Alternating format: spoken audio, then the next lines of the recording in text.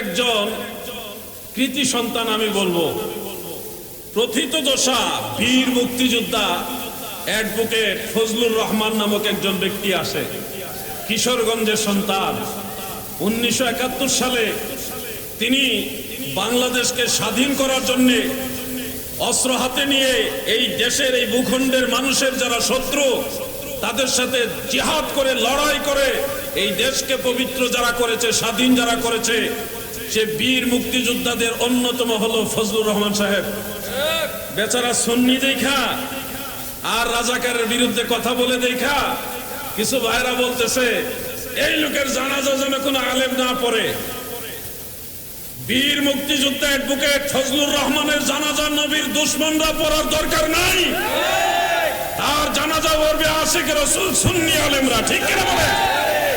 রাজাকারের কোনো প্রয়োজন নাই মুক্তিযোদ্ধার জানাজা আসায়। তোমরা দূরে থাকো, তোমরা তো এই দেশের স্বাধীনতাই চাও নাই। এই বাংলাদেশি যারা চায় নাই তারা মুক্তিযোদ্ধাদের জানাজা পড়বে, এই আশা তো করা যায় না। আপনারা বলেন, ওই লোকে বলছিল বাংলাদেশে 12,000 দরবার আছে, এই দরবারের আউলিয়া যারা তাদেরকে আমি ভালোবাসি, হযরত শাহজালাল রহমাতুল্লাহ আলাইহিকে ভালোবাসি, সোনাকান্দা দরবার সব হক্কানি দরবারকে আমি ভালোবাসি, ওলি আল্লাহদের অনুসারীরাই বাংলাদেশের মেজরিটি, অতএব আহলে সুন্নাত ওয়াল জামাতকে আমি অন্তর থেকে ধারণ করি। সে নিজেকে সুন্নি পরিচয় দেওয়ার কারণে আজকে নবীর দুশমনেরা ওনার জানাজা পড়তেছে না। বেচারা মরে নাই। এমনও তো হইতে পারো তুমি উনার জানাজা পড়তে চাও না, দেখা গেছে উনার আগে তোমার জানাজাও হইতে আল্লাহু আ'লাম। এই জন্য বলি, খবরদার, বাংলাদেশ ওলি আল্লাহর দেশ।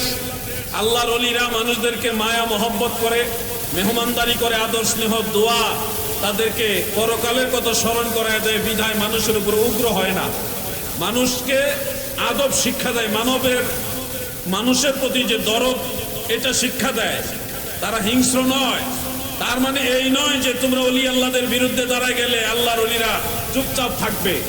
এমনিতেই যেই মাজারগুলো ভাঙ্গা হয়েছে এই দেশে, একটা কথা মনে রাখবেন, যেই পরিমাণ অত্যাচার আল্লাহর আউলিয়াদের দরবারে দরগায় খানকায় করা হয়েছে, এটার মাসুল এই প্রজন্মকে দিতে হবে। আল্লাহর ওলিরা ছাইরা দিলেও আল্লাহ ছাড়বে না, কারণ মান আদা লি ওয়ালিয়ান ফাকাদ আযানতুহু বিল হারব। যারা আল্লাহর ওলির সাথে গুস্তাখি করে, আল্লাহর ওলিদের সাথে যারা বেয়াদবি করে, তাদের সাথে যুদ্ধ ঘোষণা করেছে আল্লাহ। আজ হোক কাল হোক এটার মাসুল তোমরা দিবা। খবরদার, ওলি আল্লাহদের সাথে বেয়াদবি করো না। তারা নীরবে মুখ বুজে অনেক অত্যাচার সহ্য করে আসমানের দিকে তাকায় থাকে। আসমানওয়ালা সারা সৃষ্টি জগতের মালিক যিনি, তিনি যে ফয়সালা দেয় ওইটার উপরে আল্লাহর ওলিরা তাকায় থাকে। মহান সংসদে একটা আশিক রাসূল গেছে, কথা বলেন ঠিক না বেঠে? ওলি আল্লাহর প্রেমিক, কথা কোন ঠিক কিনা? আর তিনি যে আপনাদেরকে কত ভালোবাসে, এটা যদি আমি একটু তুলে ধরি, তিনি আপনাদেরকে নিয়ে স্বপ্ন দেখেছেন। আপনাদের জাগতিক উন্নয়ন নয়, আধ্যাত্মিক উন্নয়নের মানুষের কথা বলেছেন। আর ওনার এই আধ্যাত্মিক কথা বলার পালস সারা বাংলাদেশের মানুষ গ্রহণ করেছে। এই জন্য শুধুমাত্র এই কিশোরগঞ্জ ইটনামিটা নষ্টগ্রাম মানুষের প্রত্যাশাই তিনি পূরণ করেননি। ওনার উপরে যে আশা আকাঙ্ক্ষা সারা বাংলাদেশের মানুষ দেখেছিল, যেমন একটা দেশপ্রেমিক, স্বাধীনতা সপক্ষের শক্তি, মুক্তিযুদ্ধের চেতনার শক্তি এবং ওলি আল্লাহর প্রেমিক আশিক রাসূল, তিনি এই দেশের গুরুত্বপূর্ণ জায়গায় কথা বলুক, এটা শুধু আপনাদের চাওয়া ছিল না, এটা সারা বাংলাদেশের আশিক রাসূলদের প্রত্যাশা ছিল। তো তিনি আপনাদেরকে কি কতটুকু ভালোবাসেন তার বাস্তব আজকে একটা প্রমাণ আপনাদেরকে তিনি দিয়েছেন। আজকে একটি প্রমাণ তিনি রেখেছেন, এটা মনে রাখার মতো। আমি বলছি শুনেন, তিনি মাহফিলে দাওয়াত, আজকের এই প্রোগ্রামটা যখন হচ্ছিল, ইশারার নামাজের পর তিনি আপনাদের এই মাঠ অবজারভেশনের জন্য এসেছেন, যে সুশৃঙ্খলভাবে প্যান্ডেলটা কতটুকু হয়েছে, কতটুকু পরিবেশ হয়েছে, এটা দেখার জন্য তিনি অবলোকন করে গেছেন, দেখে গেছেন। সেখান থেকে স্টেজে এসে আবার তিনি একটু খাওয়া দাওয়া করতে গেলেন। আমিও ছিলাম বাসায়, সেখান থেকে আবার খাওয়া দাওয়া করে আবার তিনি স্টেজে এসেছেন। স্টেজে এসে তিনি অত্যন্ত গুরুত্বপূর্ণ বক্তব্য রেখেছেন। আপনি দেখেন আমাদের অনেক এমপিরাই হয় কি হয় না? এইভাবে স্টেজ আইসা পরিদর্শন করে বাসায় যায়, আবার স্টেজ আইসা আবার বসে থাকা, এটা কি আপনাদের প্রতি ভালোবাসা নয়? এটা কি দায়িত্ববোধ যে পালন করতে তিনি খুব সচেষ্ট এবং তিনি যে আপনাদেরকে ভালোবাসেন, এটা কি ভালোবাসার বহিঃপ্রকাশ নয়? এই জন্য আমরা সবাই আমার শ্রদ্ধেয় বীর মুক্তিযোদ্ধা অ্যাডভোকেট ফজলুর রহমান ভাইয়ের জন্য, এমপি মহোদয়ের জন্য আমরা দোয়া করি, আল্লাহ যেন এই মানুষটার নেক হায়াত দান করে। আরো বড় করে বলেন আমিন। অনেক সত্য কথা বলেন, সত্যের পক্ষে থাকলে আমার আল্লাহ তাকে সাহায্য করেন।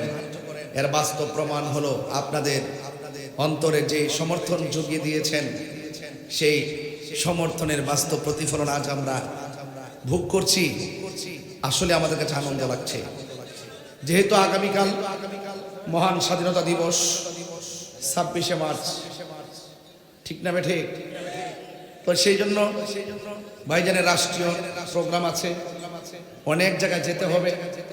এই জন্য আমি আমার পক্ষ থেকে এতটুকু বলবো, ভাইজান যেইভাবে আলোচনা শুনেন, বসেন, তিনি বসবেন, এটি স্বাভাবিক। কিন্তু আগামীকাল যেহেতু ভাইজানের অনেক প্রোগ্রাম আছে, যেতে হবে, আমি আমার পক্ষ থেকে ভাইজানকে বলবো যে আপনার মানে সুবিধা মতো আপনি যখনই যান আমার পক্ষ থেকে আপনাকে অনুমতি এবং শ্রোতাদের পক্ষ থেকে আপনাকে দোয়া দিয়ে ইনশাআল্লাহ আমরা বিদায় দিতে চাই। একটু হাত তুলে কি খুশি, ভালো লাগবে না? ইনশাআল্লাহ একটা শুভেচ্ছা দিন, এইভাবে একটা হাত নাড়িয়ে আমার ভাইজানকে শুভেচ্ছা দিন ইনশাআল্লাহ। নারে তাকবীর, নারে রিসালাত, নারে গাউসিয়া, আহলুস সুন্নাত ওয়াল জামাত। আলহামদুলিল্লাহ পড়ে ইনশাআল্লাহ।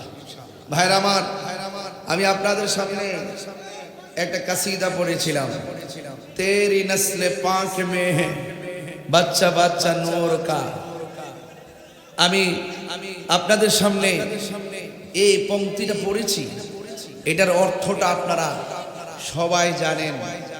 সেটার অর্থ হলো এই পৃথিবীতে আল্লাহ পাক আহলে বাইত রাসূল সাল্লাল্লাহু আলাইহি সাল্লামকে পবিত্র বলে ঘোষণা দিয়েছেন। যদি বলবেন না সুবহানাল্লাহ, পবিত্র বলে ঘোষণা দিয়েছেন। আহলে বাইত সাধারণ জিনিস নয়। আহলে বাইত রাসূল সাল্লাল্লাহু আলাইহি সাল্লামকে ভালোবাসা ঈমানের অবিচ্ছেদ্য অংশ। আর আহলে বাইত কারা? নবীজি যাদেরকে বিয়ে করেছেন, নিকাহ মুবারক করেছেন, তারা আহলে বাইতের অন্তর্ভুক্ত।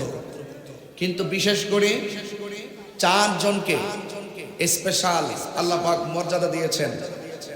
এর মধ্যে একজন হলো হযরতে শের খুদা হায়দারে কাররার, মুশকিল কুশা, পাক পাঞ্জাবের অন্যতম সদস্য, যাকে ভালোবাসা ঈমান, যার সঙ্গে দুশ্মনী করা মুনাফিক বেঈমান, সেই মৌলা আলী রাদিয়াল্লাহু তাআলা আনহু, যিনি খানায় কাবাগরের চত্বরে জন্মগ্রহণ করেছেন। আর বড় করে বলেন না সুবহানাল্লাহ। সেই মৌলা আলী তিনি কে? তিনি হলো সেই মৌলা আলী, ইসলামের চতুর্থ খলিফা, কিন্তু আহলে বাইতের স্পেশাল ঈমানের অবিচ্ছেদ্য অংশ হযরতে মৌলা আলী রাদিয়াল্লাহু তাআলা আনহু, যিনি সর্বপ্রথম আমার নবীর চেহারা মোবারক দেখেছেন, যিনি দুনিয়াতে এসে সর্বপ্রথম আমার নবীর থুতু মুবারক পান করেছেন, যিনি দুনিয়াতে এসে সর্বপ্রথম আমার নবীজিকে সালাম দিয়েছেন, তিনি হলো মৌলা আলী। এই আলী নামটা দুনিয়ার কেউ রাখে নাই, এই আলী নামটা রেখেছেন আমার আল্লাহ। আর দুনিয়াতে ওনার আম্মা, যার নাম হলো ফাতেমা। মৌলা আলীর আম্মার নাম কি? ফাতেমা। মৌলা আলীর আম্মা যেন ফাতেমা, তিনি নাম রেখেছেন হায়দার। তিনি নাম রেখেছেন কি? হায়দার। এই জন্য আমরা সুন্নিরা যখন স্লোগান দেই, নারে তাকবীর, আল্লাহু আকবার, নারে রিসালাত, ইয়া রাসূলুল্লাহ, নারে হায়দারি, ইয়া আলী, এই স্লোগানটা হলো, একটা হলো ওয়াহদানিয়াতের স্লোগান, একটা হলো রিসালাতের স্লোগান, আরেকটা হলো বেলায়েতের স্লোগান। বেলায়েতের সম্রাট, মারিফতের সম্রাট মৌলা আলী থেকে শুরু হয়ে মৌলা আলী রাদিয়াল্লাহু তাআলা আনহু ওনার কাছ থেকে তরিকতের কাজ চলছে, এটা কিয়ামত পর্যন্ত চলবে। যেই পীর মৌলা আলী রাদিয়াল্লাহু তাআলাকে মানে না, যদি দুশমনী করে, তাহলে সে কখনো রাসূলুল্লাহকে পাবে না। কথা বলেন ঠিক না বেঠে? তা আপনারা আমার কথায় কি আপনারা রাগ করেছেন? আপনারা কারা কারা খুশি হচ্ছেন একটু হাত তুলে দেখেন ইনশাআল্লাহ।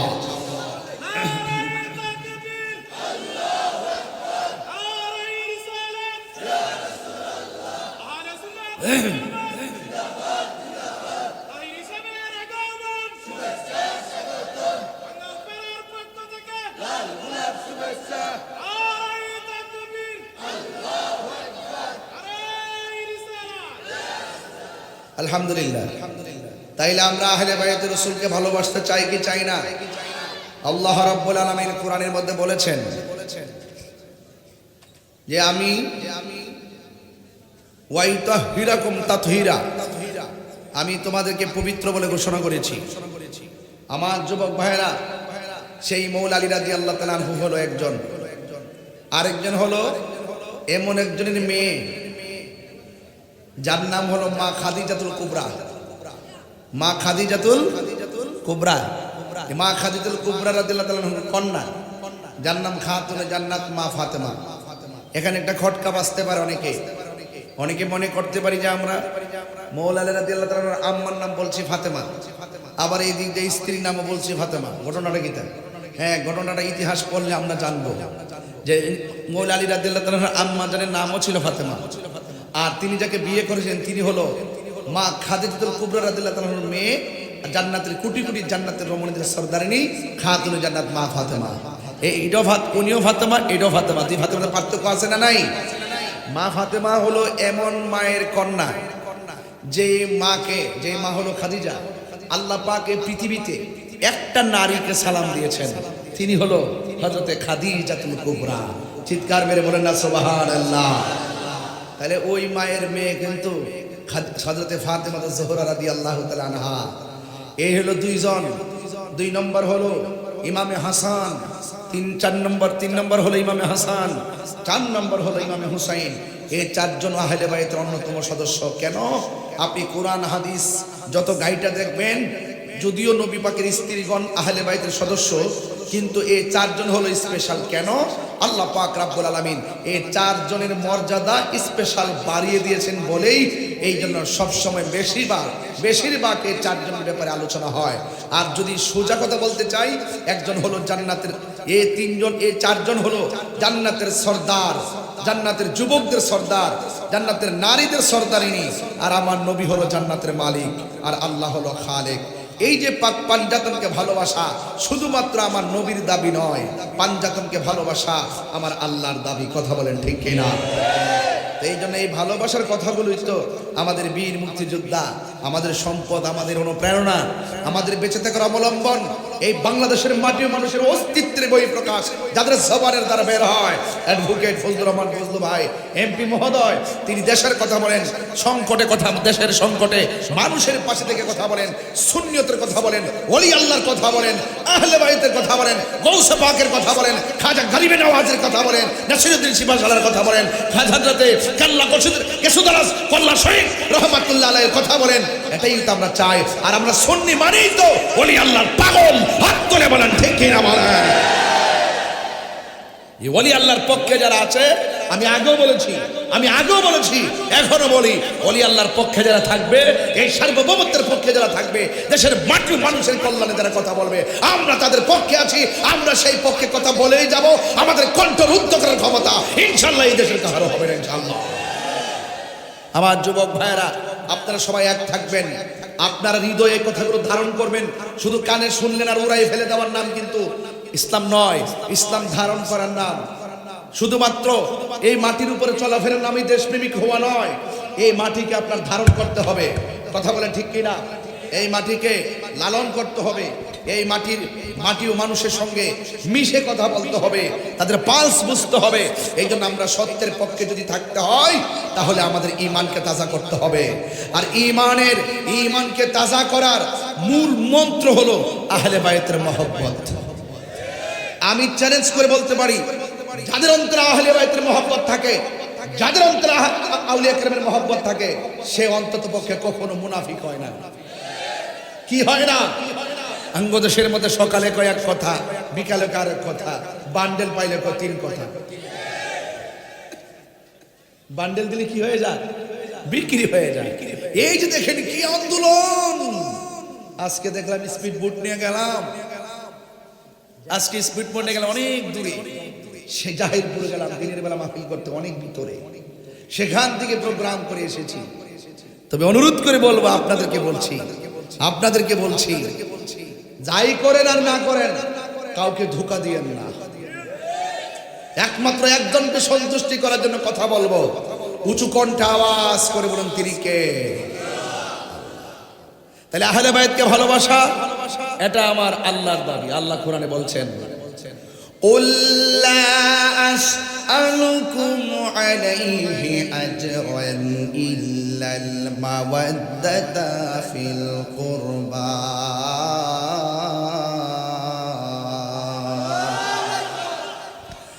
আল্লাহ রাব্বুল আলামিন বলেন, হে বন্ধু আপনি বলে দিন আমার আল্লাহ নবীরে দিয়া বলাই, এর দ্বারা প্রমাণ হয়ে যায় আল্লাহর সাক্ষী হলো রাহমাতুল লিল আলামিন। আমার নবী হলো আল্লাহর সাক্ষী। আল্লাহ বলেন, কুল হুয়াল্লাহু আহাদ, ও বন্ধু আপনি বলে দিন আমি আল্লাহ এক, আল্লাহুস সামাদ, আমার সমকক্ষ কেউ, আমি অমুখাপেক্ষী, আল্লাহ অমুখাপেক্ষী। এ বন্ধু খবরদার, আল্লাহ কয় ও বন্ধু আপনি বলে দিন আমার নবীর জবান মোবারকে বলেন, লা আসআলুকুম আলাইহি আজরান, যুদ্ধের ময়দানে আমাকে পাথর মেরে রক্তাক্ত করেছে রে উম্মত, এর বদৌলতে আমি তোমাদের কাছে কিছুই চাই না। আমার দন্ত মোবারক ফেলে ভেঙে দিয়েছে, এর বিনিময়ে আমি কিছুই চাই না। ও পৃথিবীর মানুষ, আমি তোমাদের কাছে কিছুই চাই না। তায়েফের তাগড়া তাগড়া যুবকের দল আমারে পাথর মারতে মারতে পিঠটারে লাল বানায় ফেলছে রক্ত দিয়া। জিব্রাইল কো নবী গো একটা বার আমার অনুমতি দেন, তায়েফের পাথরগুলো উঠাইয়া কাফের গুলোরে পাথর দিয়া মাটির সঙ্গে মিশাইয়া ফেলি। আমার নবী বলে, হে সাহু আমার জিব্রাইল, আমি নবী যদি বদদুয়া দেই আর তুমি যদি তাদেরকে মাটির সঙ্গে মিশাইয়া দাও, তাইলে সুমহান দিনের দাওয়াত আমি কার কাছে দিব? এই জন্য আমার নবী বলে, ও জিবরাইল, না না আমি অভিশাপ দেই না রে জিবরাইল, আমি হেদায়েতের দোয়া করি। এই জন্য আমার যুবক আল্লাহর হাবিব কয়, লা আসআলুকুম আলাইহি আজরা, আমি তোমাদের কাছে কিছুই চাই না। তাইলে কি চান? কয় ইল্লাল মাওয়াদ্দাতা ফিল কুরবা, আমি চাই শুধুমাত্র আমার আহলে বায়াতের মহব্বত। আহলে বায়াতের মহব্বত যার অন্তরে থাকবে সে আমি নবীর মহব্বত পেয়ে যাবে। আখাযে বিয়াদি হাসানিন ওয়া হুসাইনিন, একদিন আমার নবী হাসান হুসাইনের হাতের মধ্যে ধরলেন, ধইরা বলতেছেন, ও পৃথিবীর মানুষ, তোমরা যদি আমি নবীরে ভালোবাসতে চাও আমার হাসান হুসাইনকে ভালোবাসো। শুধুমাত্র তাই নয়, ওয়া আবাহুমা, তাদের বাবাকে ভালোবাসো। শুধুমাত্র তাই নয়, ওয়া উম্মাহুমা, তার মাকে ভালোবাসো। শুধুমাত্র তাই নয়, যারা হাসান হুসাইনকে ভালোবাসবে, যারা ফাতেমাকে ভালোবাসবে, যারা মৌলা আলীকে ভালোবাসবে, আমি নবী বলে দিয়ে গেলাম হাসরের ময়দান যেদিন কায়েম হয়ে যাবে, ওই কঠিন মুসিবতের সময় আমি নবী তাদের পাশাপাশি থাকবো। আল্লাহু আকবার কর না কেন? তাইলে বোঝা গেল আহলে বাইত রাসূলুল্লাহকে ভালোবাসা শুধুমাত্র আমার নবীর দাবি নয়, আহলে বাইত রাসূলুল্লাহকে ভালোবাসা আমার আল্লাহর দায়িত্ব, আল্লাহ পাকের দাবি। এই জন্য আমার যুবক ভাইয়েরা, বাঙ্গালপাড়ের বাবারা, মাই স্কুলের বাবারা, যত জায়গা থেকে আপনারা এসেছেন, রথানির বন্ধুরা, আজকে ঈদগার ময়দানে নামাজ, আজকে ঈদগার ময়দানে ওয়াজ শুনতে এসেছেন। অথচ এই ঈদগার জমিনে যদি এবার ঈদুল ফিতরের নামাজ হয়ে থাকে, আমার তো মনে হয় এই নামাজ কার জন্য জানি জীবনের শেষ নামাজ হয়ে যাবে। আজকের মাহফিলটা যদি আমি এসে থাকি, ও বন্ধু আজকে প্রথম বার্ষিক মাহফিলটা অনুষ্ঠিত হইতেছে, এমন অনেক মুরব্বী আছে অসুস্থতার কারণে মাহফিলে আসতে পারে নাই। এখানে অনেক লোক আছে বিদেশের জমিন থেকে মাহফিলের দিকে তাকায় রয়েছে। আজকে যারা হাজার হাজার মানুষ এই মাহফিলের মধ্যে এসেছি, না জানি রে এই মাহফিলটা কার জন্য জীবনের শেষ মাহফিল হয়ে যায়। এই জন্য আমি অনুরোধ করে বলে দিয়ে যাই, হয়তো একদিন চলে যাব, যাওয়ার আগে আহলে বায়তের মহব্বতটা ভালো করে বুঝালন। আমার নবী আপনার নবী বলে আহলে বায়ত হলো নূহ নবীর কিস্তির মতো। সুবহানাল্লাহ কয়টা কে লাগে? নদীর মধ্যে নৌকা আছে না নাই? স্পিড বোট আছে না নাই? ঠিক এমন একটা প্লাবন হয়েছিল, ওই প্লাবনের মধ্যে নূহ আলাইহিস সালামকে যারা মানে নাই তারা ডুবে মারা গেছে, আর যারা মেনেছেন কালিমা পড়েছেন ওই লোকগুলো নূহ আলাইহিস সালামের নৌকার মধ্যে আরোহণ করায় বেঁচে গিয়েছিল। আল্লাহর হাবিব বলে গো, নূহ নবীর কিস্তি হলো আমার আহলে বায়ত, আহলে বায়ত হলো নূহ নবীর কিস্তির মতো। নূহ নবীর কিস্তির মধ্যে উঠে যেমন করে মানুষ বেঁচেছে এই দুনিয়ায় কিয়ামত পর্যন্ত, যাদের অন্তরে আহলে বায়তের মহব্বত থাকবে এদেরকে টাকা দিয়া কিনা যাবে না। আমি কি বিক্রি হতে পারি না? আমারে কি অনেক জায়গা গেলে কি সম্মান করতো না? যদি একটু রংটা ফাল্লাই গোপনে গোপনে যদি কই যে আমি আসি আপনাদের সাথে, আমার আদর করতো না? দুনিয়ার আদর আমার দরকার আছে। আমি কারে চাইতেছি? আমি সন্তুষ্ট করবো কাকে? আমরা সুন্নিরা মুনাফিক না, ঠিক কিনা? এটা আমরা প্রমাণ করে ফেলাইছি।